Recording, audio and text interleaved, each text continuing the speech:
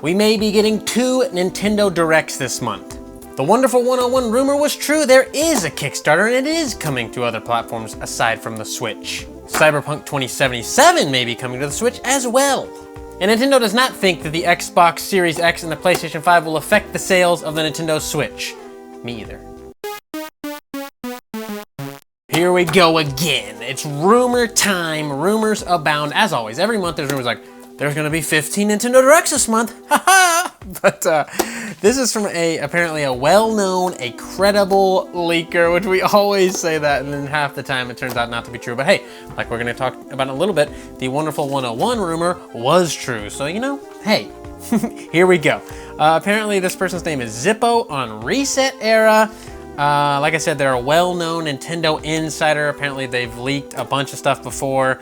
But they said that there are gonna be 2 Nintendo Directs this month. Apparently one general direct, which we haven't had a general direct where it like covers multiple franchises. Like we got this coming and that coming and this coming, instead of just like a focus on Pokemon or Smash like we got last month.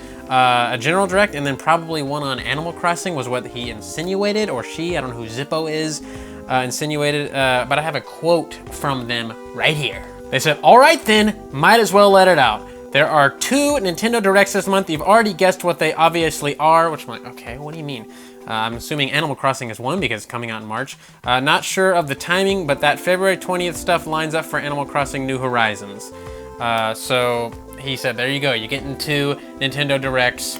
There was also more rumors related to this Direct about, we talked about it last month, about someone said that there's a new 2D Metroid in the works, and it was a sequel to Fusion specifically, and a new Paper Mario game along in the same vein as the old Paper Mario games, like a turn-based RPG.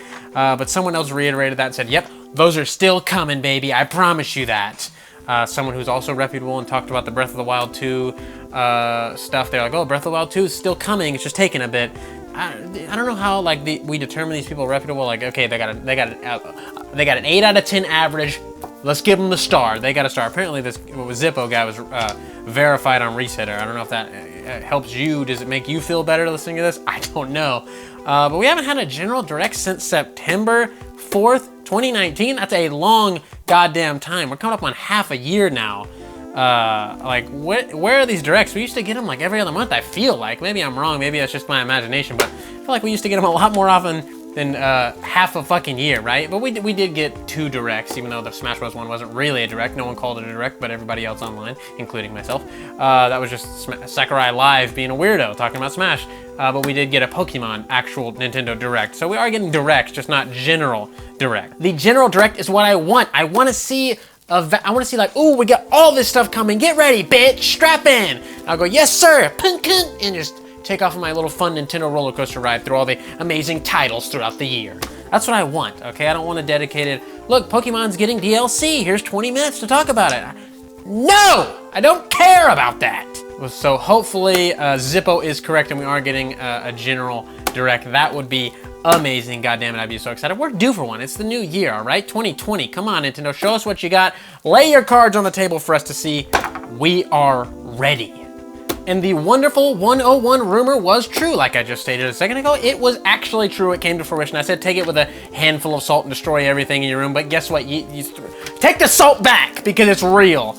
Wonderful 101 is getting funded by a Kickstarter, which is incredible. I'm about to back it tonight. I almost backed it earlier and then I got sidetracked prepping for the news, but I'm going to back it. I'm going to reserve my copy for the Switch. It was like 40, it was about a little less than 50 bucks for a physical copy with shipping included. So I was like, that's pretty good. That's pretty good. That's not the full 60 that Nintendo likes to do for like, look, we just ported Donkey Kong here. Pay us $60, even though it was just like $30 in the Wii U. Haha, I gotcha. Platinum's being okay in that regard, but apparently they got the rights and the blessing from Nintendo. They actually stated that in the thing, like, thankfully to Nintendo, we're able to do this and whatever. So like, that's kind of weird of Nintendo to do. Like, hey, instead of like us like porting it exclusively for the Switch, let's just let PlayStation and Xbox have some fun too as well. Maybe it's just a sign of goodwill towards Platinum because they've been working so closely together on like Bayonetta, Astral Chain, Wonderful 101. They're like, you know what? You guys deserve this. Here you go. Take Wonderful 101 and you just run with it, baby. But the initial goal was $50,000 for a Switch port, which they blew. The Kickstarter started today. They blew through that. At the time of writing these notes, it might even be. It's probably well beyond this. It was over $715,000 backed, and the goals for it were 50,000 for the Switch, check. 250,000 for Steam, check. 500,000 for PS4, check. And then 2 more goals that we have yet to reach, which I am positive we will reach. 1 million for a time attack. They said it's great for speedrunners. And then 1.5 million for Luca's first mission, which is a 2D side-scrolling game for the main character to show like how he got to where he is. It's pretty much like the exact same kind of thing that Bloodstained did with what was it, Ritual of the Moon or something like that, or something to do with the moon. All right, they had a little 2D side scroller, which was pretty fun. And it was a great little lead up into Bloodstained. It was also a Kickstarter stretch goal, and they hit it. So they're kind of just copying them there. Like, you know what? I like that. That was cute. Let us do that too. But like I said, it was over 715,000 and literally was just going up as I was looking at it. It was like boom, boom, just going up. Everyone's excited. Everyone's loving this. I think it's kind of weird that they're going to Kickstarter to fund this. Shy Guy said it's a great way to gauge interest, which I can see that. I can see that. But they just got a shitload of money from Tencent. Apparently, they said none of that money is going into this. And I was like, well, what the fuck is the point of you getting money then? Isn't the point of you getting money to make games and do stuff? Like, they're like, no, we're using that to buy jewelry, okay? You guys are paying for the games. I don't know what you were thinking. Obviously, that's not the case. They're gonna put it towards some big badass adventures, I'm sure. But I just thought it was kind of weird that they couldn't, like, because this is pretty easy to do, right? Like, how much did Tencent give you? They have so much goddamn money. If your end goal is 1.5 million for all the stretch goals, maybe there's more, maybe that, because you couldn't see the last 2, and then like they hit the PS4 and then it showed the last 2, but maybe the list keeps going on. We just need to give them more money. So I go, look, if you give us $5 million, we'll give you Wonderful 102. How about that? So I don't know. Who knows what's up with the stretch goals and all that stuff. I'm sure they're gonna hit all the ones that I've seen at least. Like I said, weird that the Kickstarter is the way that they're funding in this, but hey, fans get to a more hands-on approach to the games they love, I guess, and you're getting it mailed directly to you from Platinum, so I guess, you know, it's good, it's fun across the board and everything. Just, I hope that they're doing something great with that 10-cent money, and if I know Platinum, they sure as heck are. Cyberpunk 2077 may come to Switch. It doesn't, I don't think it's coming. I'm gonna go ahead and say that right now. I don't think it's coming, but the creators of the game, CD Projekt Red, they did get The Witcher 3 on Switch, and everyone's like, it's a fucking miracle. I can't believe Witcher 3 is on. I mean, comparing to what it looks like on other consoles to what it looks like on Switch, I mean, it's a severe downgrade. Like, oh, the gameplay is still there, Shane. Okay, great. It just looks kind of shitty to me. Like, visually, it looks a little shit. To me, I'm sorry. Like, I look at Mario Odyssey and I look at like a bullet bill flying through and you can see all the little scratches and the dents on it, and like, so it looks awesome. Like, okay, that's what a Switch game can look like. CD Projekt Red looks kind of like a PlayStation 3 game. To me, I mean, did I say CD Projekt Red? The Witcher 3 looks like a PlayStation 3 game to me on the Switch. It doesn't look like it's full. There's a huge game, so there's a lot more to the memory and the space and the RAM and the gigs and all that stuff. I don't know what I'm talking about, obviously. Just to me, it doesn't look that great.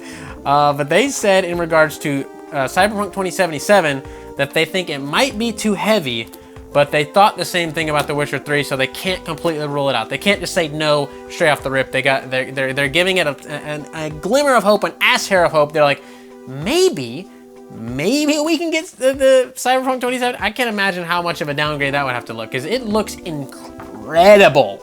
All right, it looks amazing. It's like really just good. It's ending this generation with a bang. Seriously, they know how to fully utilize the hardware. They're nailing it.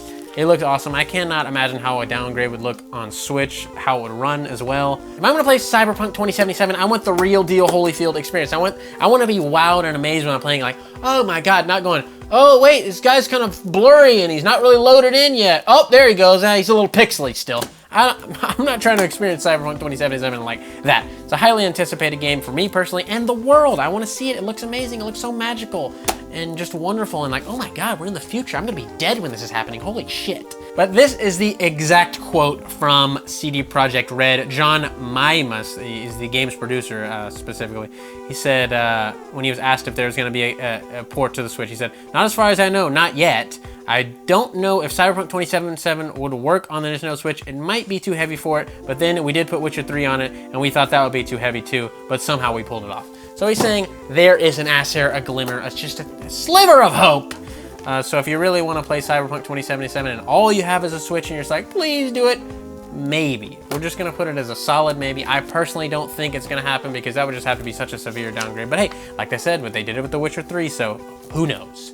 And Nintendo does not think that the Xbox Series X or PlayStation 5 are going to affect the sales of the Nintendo Switch. Shuntaro Furukawa, the president of Nintendo, said this: "We do not believe that the business trends of other companies will have a significant impact on our business." And I agree with him. I think the market for Xbox and PlayStation are very, very similar. They're like, if you're either a PlayStation or Xbox guy, you rarely see people with both unless they're like a super hardcore gamer like me. You rarely see that. Like someone, they pick their consoles like, I'm a PlayStation guy, I'm an Xbox guy, blah, blah, blah, you got your thing. But then a lot of them have a Switch on the side. Like, oh, well, you gotta have a Switch, it's Nintendo. You got exclusives like Mario and Zelda and Animal Crossing and Pokemon and all these humongous, gigantic franchises that you can't find anywhere else.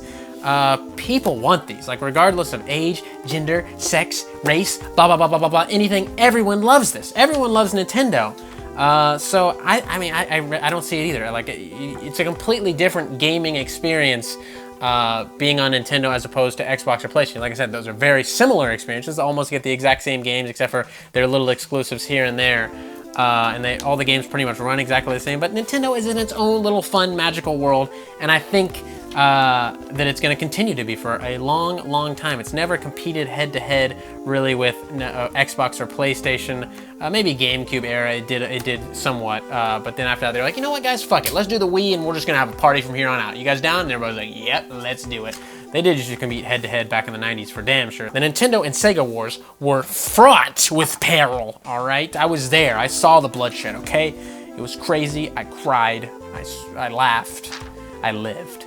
But yeah, nowadays they're just kind of often doing their own thing, and they're doing very well for themselves. Over 52 million units sold, and that number is going to keep going up. I think there is a great possibility that they will outsell the Wii. We will see. They have said that they want to focus on the Nintendo Switch longer than they have other consoles because it's a combination of their handheld and their home console in one thing, instead of being two things like the 3DS and the Wii U or the DS and the Wii. Even though the DS and the Wii were doing outrageous, ridiculous numbers, each in their own. Like DS did like over 150 million, Wii did over 100 million. So whew, Nintendo wishes they could do that now, but it's not the world we live in, all right? That was before smartphones and all this other stuff. So people bought 3DSs to play Brain Age on the train and stuff like that. No one's doing that anymore because they got mobile games to play.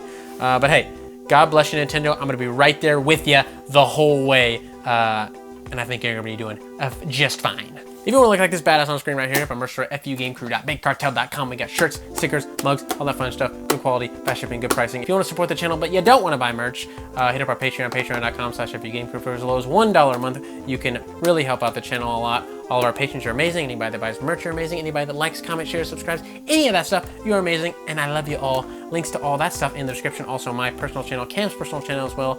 We also have BitChute and Flare. Go check us out on those platforms, and I'll see you later. So I want to say thank you to your loyalty. Thank you for your support.